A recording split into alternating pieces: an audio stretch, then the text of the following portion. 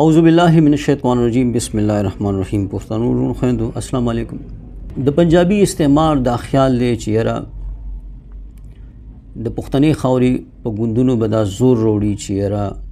په مختلف طریقو سره که هغه مفاداتي وي یا نور طریقې وي که نه چې د خپلواک پښتونستان غورځنګ غړي به د ځان سره نه کېنوي نو او نه به ورسره کېني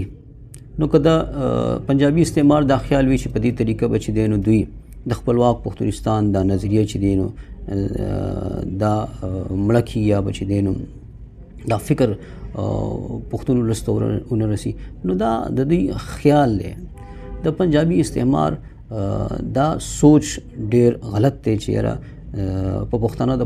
پښتون د اولني حق دا نظریه چې دی نو دا به د پښتون ولس زړه ته نه کوزیږي موږ وینو کوزیږي که موږ سره پښتانه ګوندونه کینی او که نه کینی د هغې فرق ځکه نه پروزي چې او که هغوی موږ سره کینی او که نه کینی ځکه چې زموږ د ولس سره کار دی ولس ته موږ خپل سوچ رسوو او زموږ سوچ ډېر ساده دی چې په پښتنه خاوره اولنی حق د پښتون دی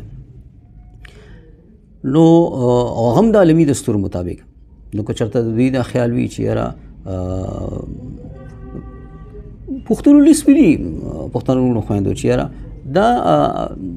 جماعت اسلامي د دوی سره کېناستی شي پی ټي آی د دوی سره کېناستی شي مسلم لیگ نون د دوی سره کېناستی شي دا نور ګوندونه د دوی سره کېناستی شي دا هم نظریتي خلاف دي دی خو خپلواک پښتونستان غورځنګ چې په پښتنه خاوره د پښتون د اولني حق غږ پورته کوي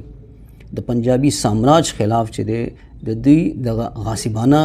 هغه چې کوم د زموږ په وسایلو قابض دي د دې خلاف په مختلف طریقو سره غږ پورته کوي چې یاره په پښتنه خاوره اولنی حق د پښتون دی دوی سره دی نشي کېناستی څه وجه ده نو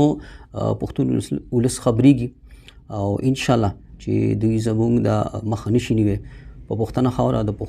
پښتون اولنی حق به ثابتېږي خیري دا غږ به هر پښتون ته رسي هر پښتون به یې د خولې نه راوباسي دا غږ به پورته کوي الله مو خار لره الله په امان.